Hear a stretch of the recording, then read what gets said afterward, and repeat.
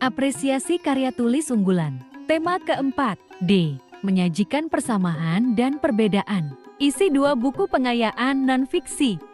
Kompetensi inti. Ketiga, memahami, menerapkan, menganalisis, dan mengevaluasi tentang pengetahuan faktual, konseptual, operasional dasar, dan metakognitif sesuai dengan bidang dan lingkup kajian bahasa Indonesia. Pada tingkat teknis spesifik, detail, dan kompleks berkenaan dengan ilmu, pengetahuan, teknologi, seni, budaya, dan humaniora dalam konteks pengembangan potensi diri sebagai bagian dari keluarga, sekolah, dunia, kerja, warga masyarakat nasional, regional, dan internasional. 3,8. Menentukan butir-butir penting dari 2 buku pengayaan berkaitan dengan bidang pekerjaan non-fiksi yang dibaca. Tujuan pembelajaran. Setelah mempelajari bab ini, peserta didik diharapkan mampu: pertama, mendeskripsikan butir-butir penting dari 1 buku pengayaan non-fiksi berkaitan dengan bidang pekerjaan. Kedua, menentukan butir-butir penting dari 2 buku pengayaan non-fiksi. Ketiga, menyajikan butir-butir penting dari 1 buku pengayaan non-fiksi berkaitan dengan bidang pekerjaan. Keempat, menyajikan persamaan dan perbedaan isi 2 buku pengayaan non-fiksi berkaitan dengan bidang pekerjaan. 4 jenis buku pendidikan menurut Departemen Pendidikan. Pertama, buku teks pelajaran. Kedua, buku pengayaan. Ketiga, buku referensi. Keempat, buku panduan pendidik.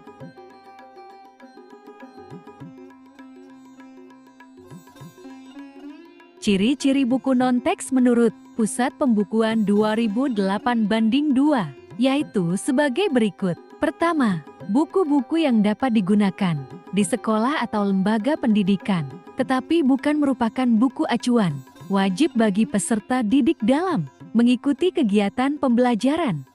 Kedua, buku-buku yang menyajikan materi untuk memperkaya buku teks pelajaran atau sebagai informasi tentang IPTAK secara dalam dan luas, atau buku panduan bagi pembaca. Ketiga, buku-buku non-fiksi pelajaran tidak diterbitkan secara berseri berdasarkan tingkatan kelas atau jenjang pendidikan. Keempat, buku-buku non-teks pelajaran berisi materi yang tidak terkait secara langsung dengan bagian standar kompetensi yang tertuang dalam standar isi dan memiliki hubungan dalam mendukung pencapaian tujuan pendidikan nasional. Kelima, materi atau isi dari buku non-teks pelajaran dapat dimanfaatkan oleh pembaca dari semua jenjang pendidikan dan tingkatan kelas sehingga materi buku non-teks pelajaran dapat dimanfaatkan pula oleh pembaca secara umum. Keenam, penyajian buku non-teks pelajaran bersifat longgar, kreatif, dan inovatif sehingga tidak terikat pada ketentuan proses dan sistematika belajar yang ditetapkan berdasarkan ilmu, pendidikan, dan pengajaran. Jali dan Bolita dalam Tomlinson 2011 memerinci langkah-langkah sebelum menulis buku pengayaan sebagai buku ajar adalah sebagai berikut.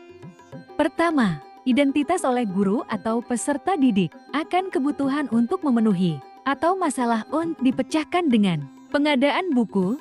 Kedua, eksplorasi area kebutuhan dalam hal bahasa apa, makna apa, fungsi apa, dan keterampilan apa. Ketiga, realisasi konteks dari materi baru yang diajukan dengan cara menemukan ide-ide yang cocok, konteks dan teks yang akan dibahas. Keempat, realisasi pendidikan dan materi dengan menemukan latihan-latihan dan aktivitas-aktivitas menulis pembelajaran yang cocok untuk digunakan. Kelima, produksi fisik dan materi ajar termasuk pertimbangan akan tata, letak, ukuran, visualisasi, dan reproduksi. Berikut contoh 2 buku pengayaan.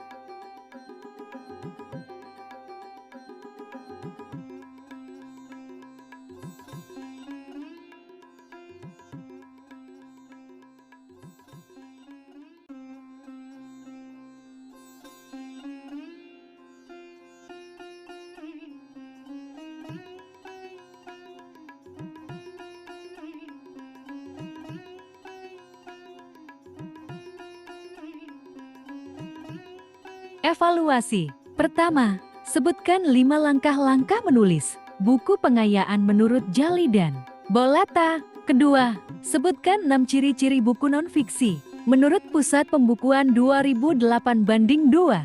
Ketiga, sebutkan 5 perbedaan buku pengayaan dan buku teks. Keempat, sebutkan karakteristik buku pengayaan. Kelima, sebutkan fungsi manfaat buku pengayaan.